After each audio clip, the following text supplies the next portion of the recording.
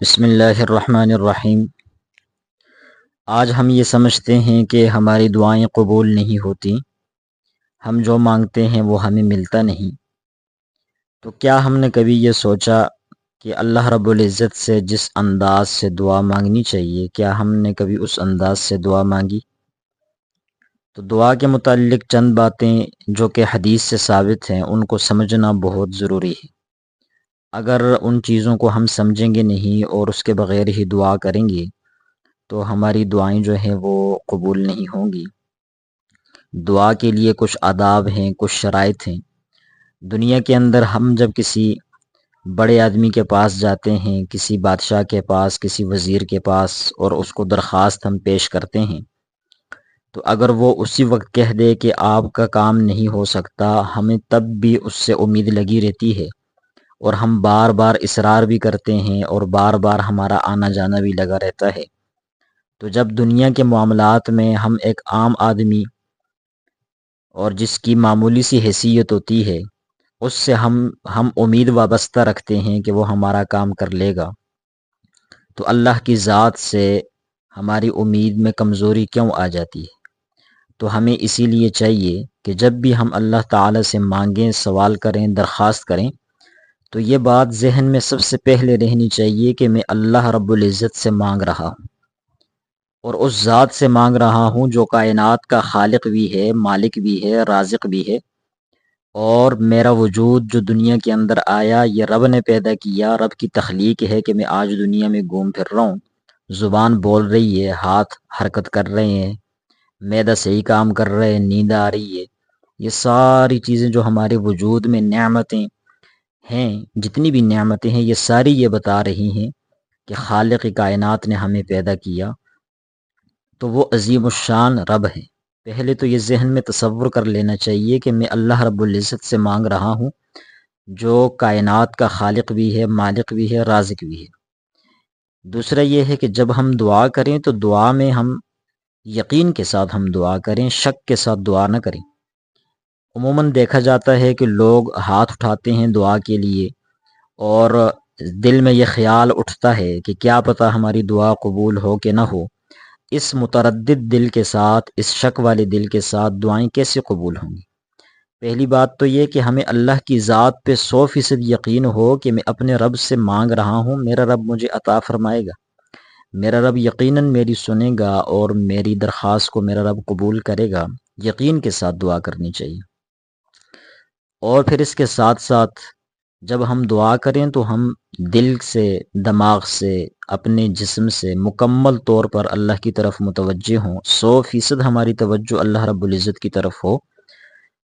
اور حدیث کے اندر آتا ہے اس آدمی کی دعا قبول نہیں ہوتی جو غافل دل کے ساتھ اللہ سے مانگتا ہے۔ یعنی ہمارے ہاتھ اللہ کے سامنے اٹھے ہوئے تو ہیں لیکن دل ہمارا کہیں اور گھوم رہا ہے، دماغ ہمارا کہیں اور گردش کر رہا ہے۔ تو جب اللہ رب العزت کی طرف توجہ نہیں ہے تو یہ ادب کے خلاف ہے، دعائیں کیسے قبول ہوں گی؟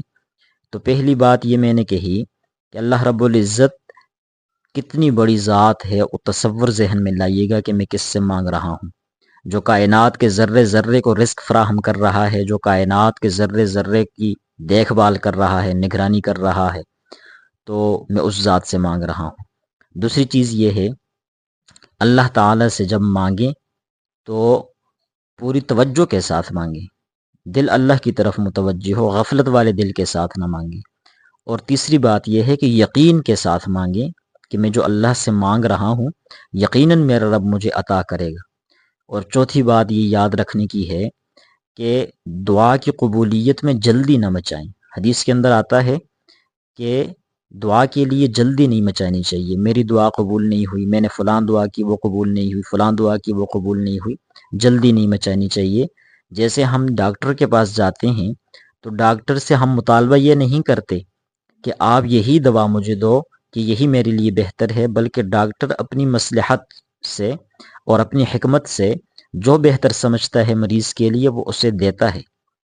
تو ایسی ہی ہم یہ سمجھیں یہاں پر کہ اللہ رب العزت کی ذات دنیاوی جو بھی چیز ہم مانگے وہ ہمارے حق میں بہتر ہے یا نہیں، تو اللہ کی ذات اس میں حکمت دیکھتی ہے کہ یہ میرے بندے کے لیے ٹھیک ہے یا نہیں۔ انجام کار یہ چیز کیسی ہے، کہیں اس کے حق میں بری تو نہیں ہے، تو اللہ رب العزت حکیم ذات ہے، اللہ تعالیٰ کی حکمت میں اگر وہ دینا ہے تو اللہ تعالیٰ دے دیتے ہیں۔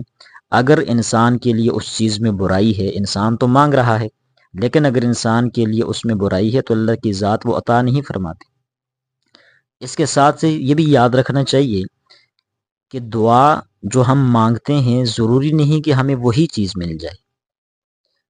پہلی بات یہ ذہن میں رکھیے گا کہ دعا کر لینے کے بعد ان آداب کے ساتھ جو ذکر کیے، ان آداب کا لحاظ رکھتے ہوئے جب دعا کریں گے تو اس کے بعد اگر ہمیں وہ چیز ہو بہو نہ ملے، لیکن اگر ہمیں دل کا اطمینان مل جائے، دل کا سکون مل جائے، اور جو پریشانی ہمیں لاحق تھی اس پریشانی کے اندر کمزوری واقع ہو جائے، دل مطمئن ہو جائے، یہ بھی دعا کی قبولیت ہے۔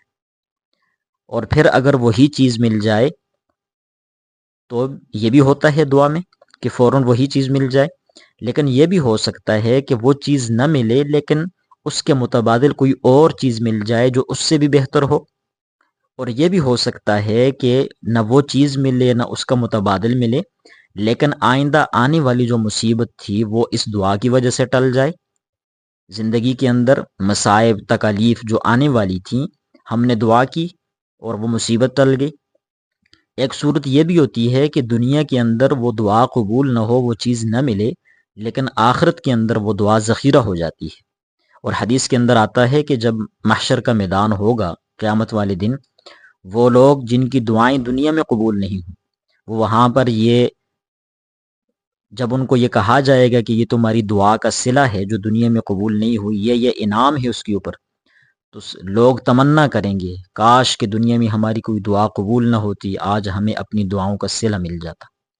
تو اسی لیے اللہ کی ذات پہ مکمل یقین رکھتے ہوئے، اللہ کی ذات سے امید وابستہ رکھتے ہوئے مانگنا چاہیے۔ غفلت والے دل کے ساتھ نہ مانگیے گا، یقین کے ساتھ مانگیے گا، اللہ کی ذات یقیناً عطا فرماتی ہے۔ ایک مشرک آدمی وہ اگر مظلوم ہے، اللہ سے فریاد کرتا ہے، اللہ اس کی بھی سنتے ہیں، کافر کی بھی سنتے ہیں، ایک مسلمان کی نہیں سنیں گے، ایک کلمہ گو کی نہیں سنیں گے، یقیناً سنیں گے اور عطا بھی کریں گے۔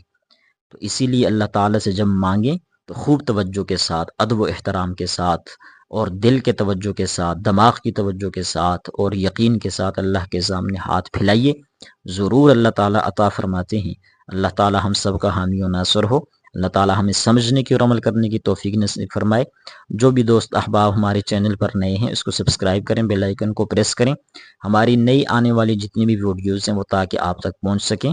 دعا میں یاد رکھیے گا۔ والسلام، جزاکم اللہ خیر۔